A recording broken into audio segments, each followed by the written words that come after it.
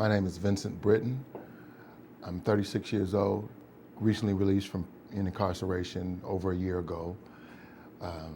Was there for an extensive amount of time, 12 years. And it was a challenge and a struggle making that transition from incarceration to society. I have no contacts with my family. I'm a 3-time violent offender, and I can't be with them at the moment. I'm on ISR, which is even harder. What's ISR? ISR is intensive supervised release. It's a more intensified parole. Very strict, very challenging. They were going to send me back to prison due to the fact that I did not have a job and I did not have a residence, even though the fact that I do not live in the state of Minnesota. I'm not from Minnesota. I was just passing through Minnesota. When this incident happened, I wound up in prison. They refused to let me parole back home to Chicago, New York, or California, where I have relatives at. They wanted to keep me here in this state where, too, I have no family, no friends, no nothing. Prison recidivism and community re-entry is a nationwide problem that affects communities and society as a whole. Recidivism is the rate that previously incarcerated individuals return to prison. Re-entry refers to the process of these persons returning to normal society. This issue has snowballed, revealing staggering figures of incarceration that are reflective of policy changes and societal attitudes. At the end of 2002, well over 1 million prisoners were under state and federal custody. That number is rising. It means at some point these inmates will be released, prepared or not, back into the community. What are some of the societal factors that contribute to higher recidivism? Checks for employment and for rental of property. So if you can say no to a guy simply because he's been convicted of a crime for either employment or housing, you're holding him back. How does he ever rehabilitate himself? Case in point, we've got 3 guys right now who work with us. They are contracted employees with an agency. The agency loves what they're doing, wants to work with them. They had them apply to that agency directly to become direct employees and could not pass the background check. And they said, no, we can't hire you. So the only way they can stay employed there is through a contractor with us. It's fair in a sense for employers to find out what's the reason for your felony. I would say it's unfair for the person that is applying themselves for employment, and it kind of hampers their employer's decision to hire you. So that's what I say to that. I know that the perception for men, particularly African-American males, who have a felony record, that perception is not always painted properly. There are many factors that help to contribute to high prison recidivism. One major factor is the influence of media perceptions fed by stereotypes. According to the cultivation theory by George Gerbner, a communication scholar, the images we see on television and through other media sources help to shape our worldview as well as how we perceive ourselves. Negative perceptions of race and criminality can be detrimental to an individual obtaining employment, housing, and a host of other necessities required to sustain their life. These negative perceptions and the subsequent judgments they produce may also play a significant role in policy decisions which oftentimes directly impact the quality of life for an ex-felon. What is the probability that there is a connection between media stereotypes and harsher sentences and restrictions that felons face once they leave prison? I don't see it so much being a media connection as it being the policymakers, have simply decided not to look at this and address it in a very real way in a very long time, say about 30 years. I deal with men right now who are on what they call intensive supervised release, ISR. That means that they have to check in with their particular supervising agent X number of times a week, and they can, show up at their place at 2 o'clock in the morning, make you get up and give a urinalysis or a breathalyzer, determine had you been drinking. It's basically violation of all the civil rights that we know and have enjoyed. But furthermore, if this individual is found to be under the influence at any given time, he can be remanded back to prison. If he fails to make a planned appointment, all right, and more than 45 minutes late, he can be remanded right back to prison. So some of the same things that you or I would be excused to do, they have to go back for. Now, when they go back, all right, and are remanded back to prison, there's nothing that takes place there, that assists them so that when they come back out, they don't make the same mistake again. So the system is set up in such a way that all they do is institutionalize or warehouse these particular men. So there's no type of education. Yes, they're told you can do X and you can't do Y, but for many of the guys as we've come in contact with, I don't think all of them truly appreciate what is going on with them, what they can and can't do.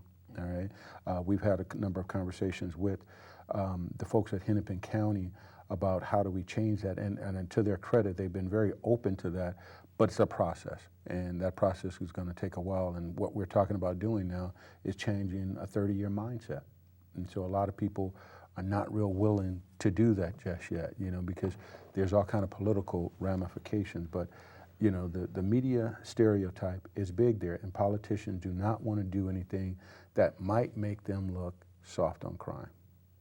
My students range from the ages of 17 and 55, so excuse me if I call some of them young and they're not.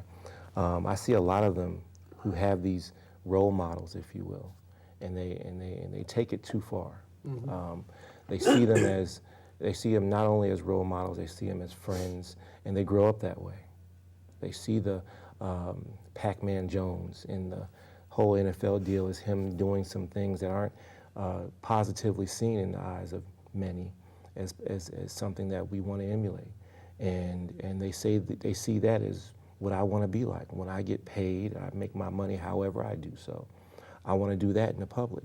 And those become habitual things that they do when they're in their personal life, and it bleeds into their professional. Mm-hmm. And they don't know how to they don't know how to disseminate between the two. It becomes these poor habits, these poor practices that turn them into these monsters, what we call these poor images of Black America. And what I thought started out in the 60s to be fairly innocent, actually. When you had the scenes of blacks who were dealing dope and they were pimping and all that kind of stuff. When I saw it really as entertainment.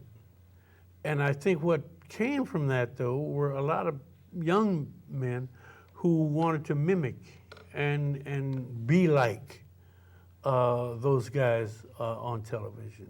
Let's use the one I think I hear commonly is that you walking down the street, you get to a stoplight, white older female pulls up in her car and all you hear is click, click, click. She's locking the doors because a black male is standing on the corner outside of her vehicle in a non-menacing or non-threatening way and stuff, right? But she's scared because he's black and maybe because the area of town he's in. So I think they do. I also think they do based on the comment I made earlier about the fact that if I go downtown Minneapolis to go to court, to deal with the police station or social service agencies.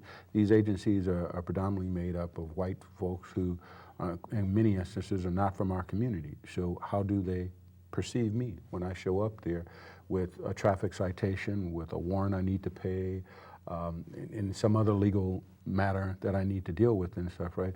How do they perceive me? And from my vantage point and stuff, regardless of what the position I hold and educational level I have, I'm still perceived as if I'm, some guy, some thug off the street that's in there to rob, pillage, and plunder and stuff, right? So I definitely believe that they're affected by those stereotypes because they don't know, they're afraid. They just like a black community and stuff, right? You get a comfort zone. You develop a formula of how you live your life and stuff, right? And you work with that. What are some of the probable reasons for the specific restrictions of financial aid for drug-related felonies? That's another way to keep us slotted and will not take our our efforts to change our behavior, to reconstruct our behavior and things like that, but want to go past that and look at the ancient stuff that's gone on. They don't want to, that's why. They don't want to change it. I would say that there's probably no good reason for that, except that in some policy-making session or Yep. something somewhere along the line, somebody had an idea that, hey, let's punish them further by not giving them funds when they come out to go back to school and do it. Because the first question I have is, okay, drug-related felonies, who are those people who have drug-related felonies? Quite often, they're black males, and especially young black males who, again, just thinking about our particular area we're in, if you go over on the north side, these are going to be guys from 13 to 20 years of age and stuff who've dropped out of high school, who've got very limited options, and so they sell drugs in order to make it, to help feed the family, to do whatever they got to do. So therefore, if you catch him, you give him a felony, when he gets out and he decides, shucks, nothing else wrong with me except I committed a felony to support the family, I ain't got it right now, I want to go to college, I want to go to Summit, and I need some financial aid to go to Summit and stuff. Well, wait a minute, I can't get it because of this drug-related felony. So now, again, I've got another restriction on me so that I can't advance my life the same way any other citizen could. I don't have as much time as I used to get into trouble or cause mischief. Working constantly as much as possible to earn extra money as far as me, my son, stashing money away for him is a big incentive for me. Trying to pay bills. I want to get further in life. I'm not happy with the decisions that I've made in the past, and I'm just trying to correct it. My goals are to complete school, get some higher learning. I was enrolled in my GED class once I was incarcerated. I came out, and I'm working on my last test for my GED. So I'm trying to complete that. Once that's completed, I have a couple of colleges calling me, asking me to come out and see their campus. So I'm hopeful. Some of my goals are to establish a family. I'm big on family. I think it's very important in the black community for black men to set the standard to show what it is to be a black man, responsible, loving, caring, and that in itself, for me, is one of my major goals. And another one of my major goals is to complete school. I'm currently enrolled in college, so I'm big on education. I know how important it is. And another goal of mine is to travel and, kind of enjoy some of my life. I haven't done that. It's in the best interest of society to consider the cost of not acting to rehabilitate individuals. To bring it closer to home, let's look at Minnesota. 1 out of every 26 people in the state have been in the criminal justice system. This number reflects an overall increasing trend of incarceration. These individuals help to make up a large segment of society. We engage them every day, whether we realize it or not. Helping them to become tax-paying, productive citizens will enhance our society as a whole. Do you think that there will ever come a time when there are specific policies in place to protect the rights of felons? Examples such as their record not being public unless under specific circumstances, such as it being sexual crime or something like that. Do you think that time will come? I not only think that time will come, but I think we're in the process of making that come to pass right now. I see that as the next revolution in America and stuff, right? And it's not just about felons, but it's about thinking and, looking at our society a lot differently. We've had the Industrial Revolution, which is all about giving factory jobs to those that wanted it or whatever, and America growing there. But I think the next revolution in America is going to be around information and thought. What else could it be about unless we decide to go to civil war? I think we're under a microscope right now. I worked in intelligence in the military, and without divulging too much it's obvious to me, and I'm sure your wife can say the same, that we have a lot, we're privy as the government, we're privy to a lot more information that we're needed than is actually needed. So to say that we're watching, or there will become a time and place where we're going to limit how much information is shared about each other. Obviously, I can't quote the actual bills that are in the Senate right now, or our legislative level right now, but there are some serious conversations going on about Privacy Act and the limitations therein. In the programs that you serve, approximately what percentage of men realize the fact that they can vote under the condition that they're not on parole? I would say 100%. They do realize it. Yeah, 100%, and that's because we intentionally made sure that they were aware of that and stuff, and they've been. But when they come into the program, are they aware of that?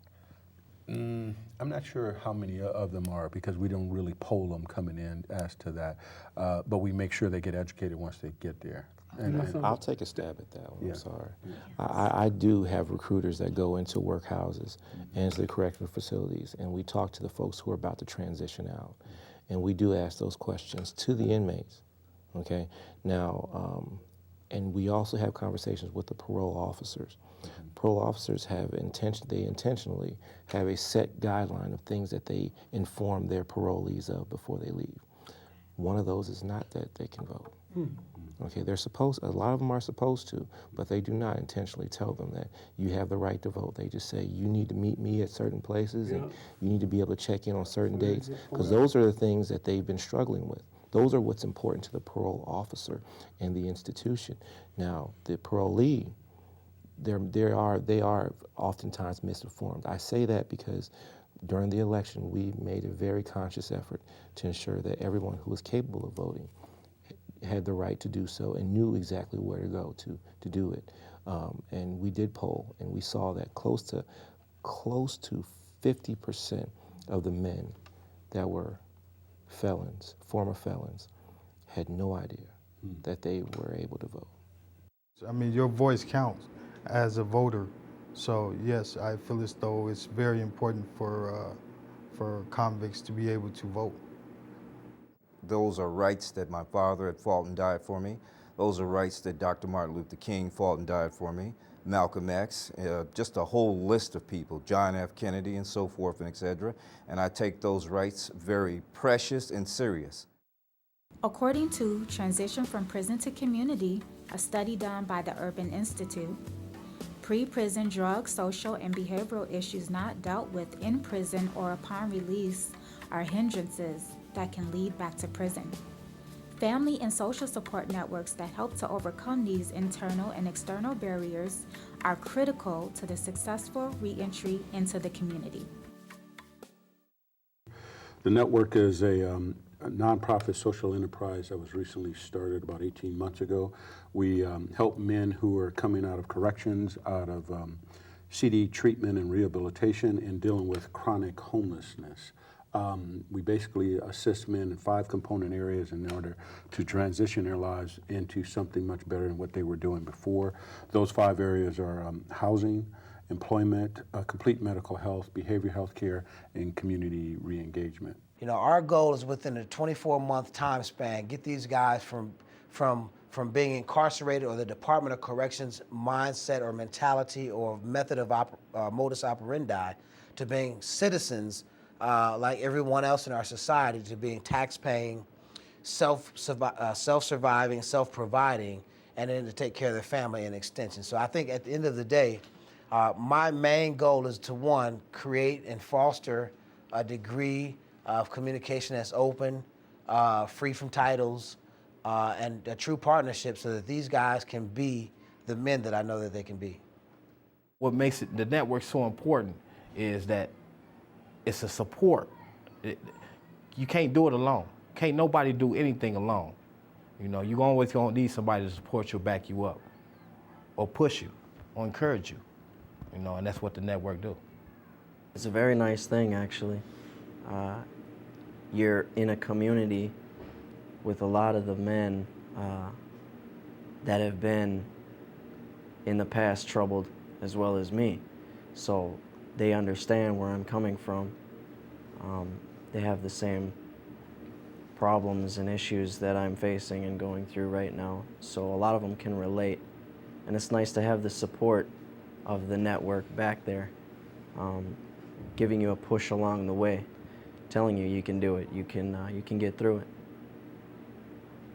I believe that every man should at least come here, talk to some of the counselors, and look at it, because this is a very protective environment. It's a very clean environment. It's a very good environment. They give you housing. You're responsible for it. They give you part-time employment. They give you clothes. They give you food. They give you everything that you absolutely need in order to survive on the outside world. What are some of the things that a man or a woman in a position with a criminal background can do to improve their chances of building a life for themselves? Well, first and foremost, education. Is what? Education. Yeah. Education. We're at a time in our American history where unemployment is almost as high as it's ever been amongst the general. Okay, I just saw a quote in the news the other day that we're facing close to 8.5%, 9% unemployment. Okay, in the African American community, we're staring deeply at 18%, which is staggering to say the least. However, we've always been well above the average as far as unemployment in the African American community. I say all that to say that when jobs are low, go to school. It's obvious, because I'm in the education field and most of my networking affiliates are in the education field. Enrollments are at all-time high right now. Why? Because, we can't find the job because that guy with the master's degree is going into the construction field. He wants to build houses and things like that when he's got a master's in information technology. So that tells you something. Folks are go back to school, get educated first and foremost, okay? Second thing is family, all right? A lot of your role models, a lot of your emphasis on the youth comes from a strong collective family group at home, okay? So I'm going to tell you that don't listen to everything you hear on TV. Don't really pay attention to everything that you read in that magazine, because it may not be the best thing for you. So we got family, we got education, and then more importantly, we got work, okay?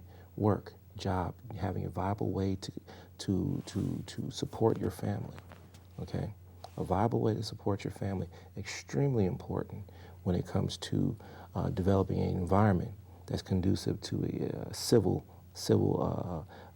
living situation. So I talked about family, talked about education, and I talked about work. That acronym stands for the few, okay? Be one of the few people, because there's not a whole lot of folks in our community that represent the few folks, okay, that I just mentioned. Being a person who's strong in family, has solid education background, understand that you gotta graduate from high school or get a GED to move forward. There's no exceptions. Ain't no more third grade education folks making it out there. And then of course having a solid working relationship, understand how to communicate with employers, understand how to work well in small or large teams, and be an effective provider in your working environment. I would agree, except I would put your steps number 2, 3, and 4. The first one would be to get comfortable with self. See, one of the things that we don't do, we don't pay enough attention to ourselves. We don't respect ourselves. We don't love ourselves to the extent that we should and could and must. So that's where I would start. I also think that there's a spirituality that we must begin with. If we don't have a spiritual base, to me, whatever other base you got is bogus. But you got to have that spiritual base, and also understand that all of us in the final analysis, only answer to one. And that's whoever that supreme being may be that we all answer to. And yours might be different than mine. But that's what I think really, really counts. And I would hitch my wagon to there and then I would go on to your steps. I'm agreeing with everything they've said. I said a little bit different. So literacy, child support, spirituality, and employment. Number one being spirituality. You got, going back to his point about love, you got to love you before you can love anybody else. And you know, God is love. So let's start there.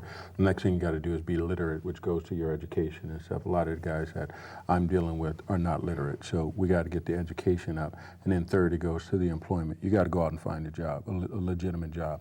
Flip burgers at McDonald's, swallow your pride and stuff, right? Go do what you got to do. And then fourth, to his family, my position is child support. You got to deal with that. Many of our guys are not working because they owe so much in child support when they're coming out of incarceration as a felon, that child support takes so much, it becomes a hindrance to go to work. If I work all week for $200 and I only get 20 out of 200, why would I keep going back? So you've got to deal with that child support issue right away and stuff, because it's a long process. So I think we're in agreement on the process.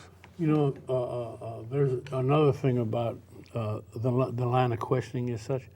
We're talking about felons, or ex-felons, right? You could leave out the language felons or ex-felons and just say black, and you'd have the same things that our answers have been to the rest of these questions. So, as a black man, understand that once you also become a felon, you've got 2 strikes against you. You got 2 strikes against you.